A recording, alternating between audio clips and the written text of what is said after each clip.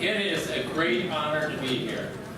And a great honor because there's so many great engineers here today, great colleagues, and it is just fun to be with you this evening. Dr. Chen, thank you for having me. I don't know where you were, but there you are. Thank you for allowing me to come speak with you. 55 years ago this week, John Glenn was the first American to orbit the Earth. And 35 years ago this week, the Boeing 757 took off on its first flight. Now, some of you people, you laugh. But the first flight is going to the moon, and now we're talking about going to Mars. So it's fascinating. So I just want to say that all the individuals here tonight that are being recognized are well deserving of their rewards. And I want to specifically call out the Boeing honorees, Jeanette Ramos, Guijan Wang, and Xiaoxi Wang, for just a great job. Serve as role models, demonstrate leadership, and give back to their communities in many ways. And I'd like to just take a few minutes to reflect on the attributes that set these people apart from their peers. Why? Because I believe these attributes are among those that distinguish the engineering profession from many others. In other words, I want to reflect for a moment on the theme of engineering is leadership. I think Jeanette talked about that. There are many noble professions: journalists, carpenters, and builders. But engineering, in my estimation, is unique among the world's professions, because we don't always take the time to pause and think about it, but we really are one of the best and most consequential professions in the world. What we do every day can have a positive impact across the world. Our economies, large and small, and on people's daily lives, and the standard of living changes because of what engineers do. We push the envelope, we push innovation. And sometimes we don't realize how great it is to be an engineer, because we're so close to it. Because we get to work on things we do every day, we take it for granted. Now, in the days following this event, I would encourage all of you to take some time and appreciate the influence that you and your colleagues have.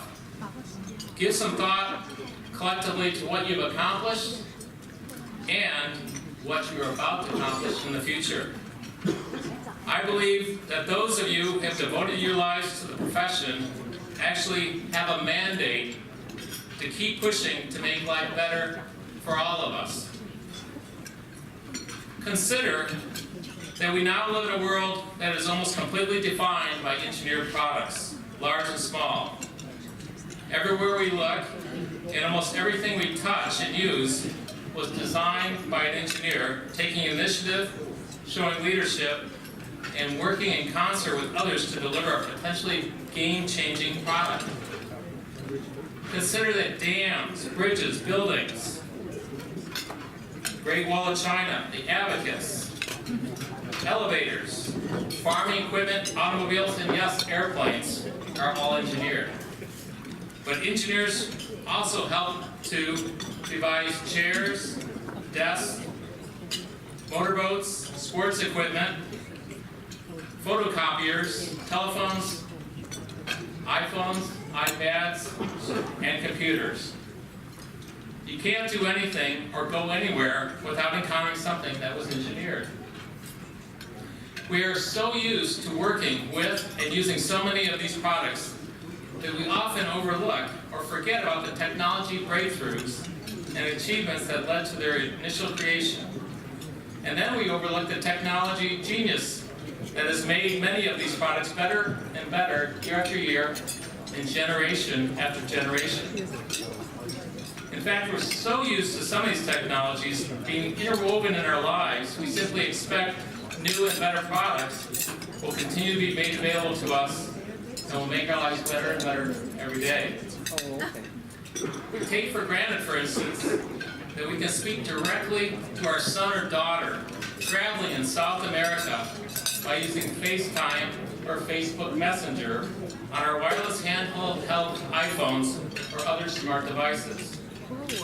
But we overlook the fact that such communication was only made possible by the genius who devised the smartphone in the first place, and those that developed the application for FaceTime or Messenger. Others who designed the communication satellites that can connect to our handheld device and can be put into orbit thousands of miles over our head. And still others who designed the rocket systems to launch those satellites that allow us to communicate with our devices. We forget about all this when we simply touch our phone, and 5 to 10 seconds later, our son or daughter appears on it. How amazing is that? This is stuff that 30 or 40 years ago was science fiction. How many people remember the TV show George Jetson? We're living in it. So, that is what I mean when I say we have a mandate to keep pushing to make life better for all of us. But as much as we have a mandate to help make life better, we also have a huge responsibility to prevent technology from doing harm. We need to know when and where to keep technological breakthroughs in check and in control. We need the wisdom to know when enough might be enough. We've all read stories and seen movies where technology runs amok and threatens the human race. And then someone with an abundance of intelligence and technology savvy, probably an engineer, comes in and saves the day. For some technologies will reach a critical point. Consider the developments with virtual reality, or as Dr. Shem mentioned earlier, artificial intelligence, driverless car, or the day when you talk to your computer and say, design me a car, and instead of it being assembled or built, you print it. It will only be a matter of time before those breakthroughs that can lead to greater capability, such. What will we do at that point? Will we have the wisdom to use it wisely? Or will it possibly overcome our own intelligence and our intuition? Sentiment is still kind of relevant. He said, thousands of engineers can design bridges, calculate strains and stresses, and draw up specifications for machines.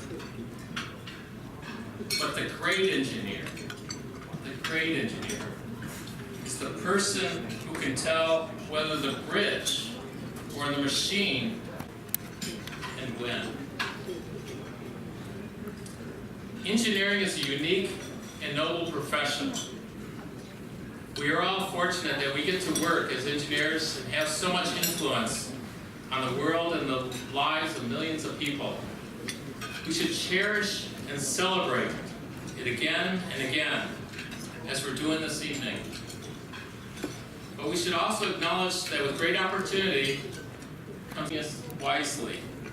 So I ask you all, individually and collectively, act as leaders in your organization. Accept the challenges we have, and despite that, develop and deliver the solutions we need at lower cost and reduced flow. Leverage your intellectual capital with that of others. And in short, as Wilbur and Orville Wright led the development of the first airplane, so too can you lead the advancement of products and services with new, more efficient, and more cost-effective solutions. I want to thank you And well done to all our awardees tonight.